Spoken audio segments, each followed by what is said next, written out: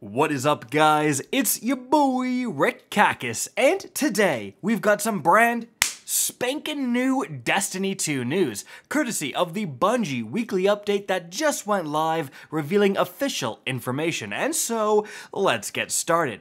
Now, first things first, as for what's going on this week in Destiny 2, well, this is the last week of Festival of the Lost 2022. So, if you want to go out and get your Macabre Sniper Rifle God roll, definitely go and do that. If you want to get the fantastic PvE roll on the Jurassic Green Pulse Rifle, did a video on that, definitely would recommend that as well. And any other goodies you want to finish within this event, you better do this week. However, moving on from there, let's get to the brand new information within the TWAB, and whew, it's a big one. So, what's happening is that Bungie is unveiling a huge amount of ability changes, buffs, and nerfs coming in the next Sandbox update that's hitting the game at the start of the next season, Season 19. Because basically, Bungie is just focused on shipping all of the 3.0 subclass updates, and now that they're all here,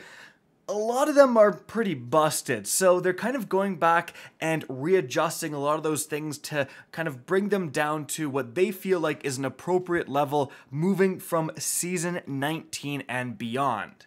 In Bungie's own words, they say, in the long term, we plan to do another holistic pass on the ability energy economy to bring outliers in line and get our baseline closer to the 60-40 gunplay abilities goal we have laid out previously for the Crucible, and better enable our PvE activities to challenge players while letting subclass fantasies shine through. So that's very important. They've said, look, we want 60-40 gunplay abilities. We want a little bit more gunplay to matter than just throwing the Titan grenades that automatically chase after you, right? And right now in the Crucible, I would argue it's a little bit beyond that 60-40. However, they also say that while this abilities Day of Reckoning is coming, it's going to be coming after Lightfall, so they can include Strand in those outliers. So this Sandbox update is mainly just to bring a lot of the different subclasses kind of to parity with one another. So there's going to be some big nerfs, but also some big buffs.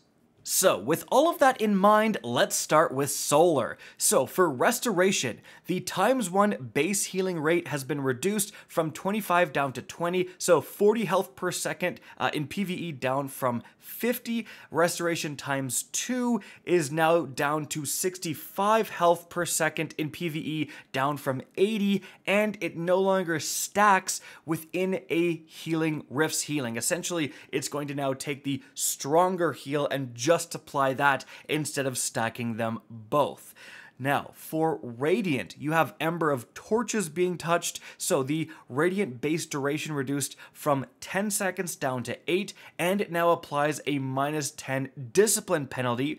And for Ember of Solace, it now provides a bonus 50% to Radiant duration rather than a flat 5 seconds, and this is consistent with its behavior with Restoration. Moving on from there, specifically for the Hunter, we have the knock 'em down aspect. So for Golden Gun, it now provides 15% bonus damage resistance to Deadshot Golden Gun and no longer provides bonus duration, and it no longer provides a 15% bonus damage resistance to the Marksman Golden Gun. And then for Blade Barrage, the bonus projectiles are reduced from 5 to 3 per group, and it now releases a total of 20 knives down from 24. Moving on from there, for Celestial Fire, they increased the close range melee damage from 90 to 100, and players using Celestial Fire and the auto melees option are no longer disadvantaged in close range melee fights. So actually, a bit of a buff for Warlocks. But guys, moving on from there, we have Void. So firstly, we have some changes to the Void Overshield. So they fixed an issue where the Overshield was only providing 25% PvE only damage resistance to the Overshield rather than the intended 50%.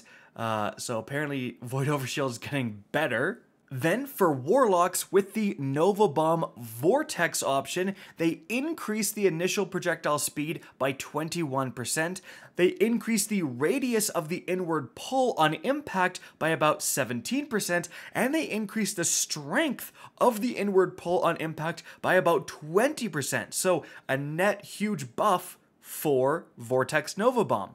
Then for Sentinel Titans, for Shield Bash specifically, they improve the reliability of applying suppression with that ability. So we're basically getting straight buffs with Void so far, but as we move on from there, we have some changes to the Shadow Shot. And interestingly, Bungie actually says because the Divinity Exotic Trace Rifle is being nerfed in Season 19, they're actually buffing Shadow Shot to become a more reliable debuffer within damage phases. So for the Deadfall Shadow Shot, they increased the Tether Anchor lifetime when triggered from 8 seconds to 12 seconds, and then for Mobius Quiver, they reduced the Tether Anchor lifetime when triggered from 8 seconds to 6 seconds. So again, people using Deadfall and DPS phases definitely seems more likely within next season. Now, they do say, let's take a moment to address the elephant in the room.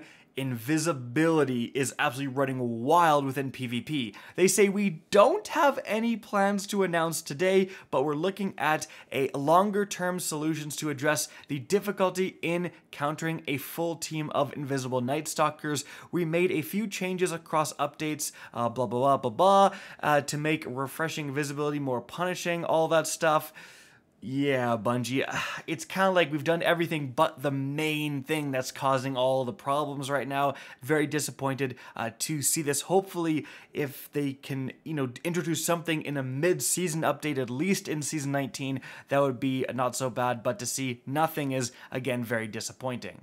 And so overall, guys, aside from Mobius Quiver, I mean, like, Void 3.0 is getting an overall buff within Season 19. It's already extremely powerful, so definitely that's something you should consider utilizing next season. But moving on from there, we have changes to Arc. So obviously, with Arc, the main outlier is the Titan Grenadier build, which is just absurd. So here's how they're adjusting that. For the Touch of Thunder Storm Grenade, they decreased Touch of Thunder's Storm Grenade base roaming duration from 5 seconds down to 4 seconds, and then they decreased the bonus lifetime granted by Spark of Magnitude to the Enhanced Storm Grenade from 2 seconds to 1.5 seconds. And they updated the Friend or Foe visual language. So previously, the Friend or Foe ring surrounding a Touch of Thunder Storm Grenade's lightning strikes blinked on and off between strikes, and there was no indication within the cloud itself of whether it was, a friendly grenade or an enemy grenade. Now the ring persists through the life of the storm, and so it's going to be a lot easier to tell if the storm grenade coming towards you is an enemy grenade or a friendly grenade. Moving on from there, guys, they say sticking with Striker, the Ballistic Slam is performing very well in the Crucible, but is a little short in PvE. So they're actually increasing the Ballistic Slam damage against PvE combatants by 16%. All right. Then moving on from there, for Arc Strider, for Tempest Strike, they're increasing the Tempest Strike damage against PvE combatants by 30%. But moving on from there to Stormcaller. So firstly, for the Arc Soul aspect, they're increasing the base damage versus PvE combatants from 35 to 60, nearly doubling it. So wow, Arc Soul and PvE next season, that's something absolutely you guys want to check out because that is a huge increase.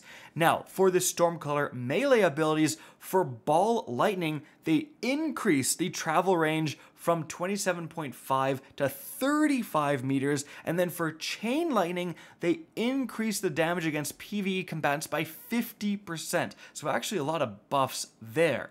Now, moving on from there, we have Chaos Reach. Now, they say it's felt underwhelming in PvE and PvP, so what they're doing is that they reduce the base cooldown time from 9 minutes and 16 seconds all the way down to 7 minutes and 35 seconds. So you should be getting your Chaos Reach significantly faster next season. So again, aside from the boogeyman in the room, which was definitely the Titan Arc Grenade build, we have a lot of buffs within Arc. But moving on from there, we have Stasis. And Bungie actually admits right out the gate that Stasis has kind of fallen behind when compared to these other 3.0 subclasses. So there's actually going to be quite a few buffs here. So for Stasis Slow, they increased the movement speed penalty while slowed by 10%. Then Cold Snap Grenade, and that is definitely the one thing that is seeing a ton of play in the Crucible via Stasis. So the Seeker can now adjust its trajectory for 0.5 seconds after creation rather than immediately finding a target and traveling towards their last known position. So wait, hold on a second. This is a buff. Like, this is letting cold snaps track a different target half a second after landing, and so you have an even harder time avoiding it. Okay, sorry, hold on. I was thinking they were gonna nerf this thing. I mean, do they know how good the Osmancy gloves are in PvP? Like, you go against someone who knows how to use those, everyone's frozen all the time. Bungie, what game are you playing, guys? Oh my goodness. Moving on from there, guys, for the Dustfield Grenade. So here's what they're doing. They're going to increase the slow stack application rate on players by 13%. So this is a buff here, and definitely, especially the hunters with the exotic gauntlets that massively increase the radius, that's something to watch out for next season. Then moving on from there, for Revenant Hunters, the Winter's Shroud aspect now has 2 fragment slots instead of 1, so that's a big deal. And the same thing goes for the Behemoth Titans Cryoclasm fragment, again going from 1 to 2 fragment slots. Moving on from there, for Shadebinders. So they say, essentially, Glacial Harvest felt like a hard choice to make over Ice Flare Bolts, Bleak Watcher, and Frost Pulse. So here's what they're doing. For Glacial Harvest, they reduced the cooldown on Stasis Shard creation per 6 shards from 15 seconds to 10 seconds. Guys, I ran Glacial Harvest non-stop with Elemental Shards. Like, it is already just busted in PvE. This is insane. Moving on from there, we have Whisper of Rending for the Shadebinder. So it now provides bonus damage to stasis crystals and frozen targets for all primary ammo weapons, rather than just kinetic primary ammo weapons. So essentially, anything that's a primary, if it's energy or kinetic, is going to be getting that bonus. And so guys, there you have it for the abilities changes coming next season. Kind of a weird vibe with Bungie coming out of the gate saying that in the future they're going to need to calm down ability spam, and then they proceed to buff a ton of already super powerful abilities. So I don't think ability spam is going anywhere anytime soon, but definitely starting in Season 19, a lot of the underused subclasses are going to have much more reasons to play them.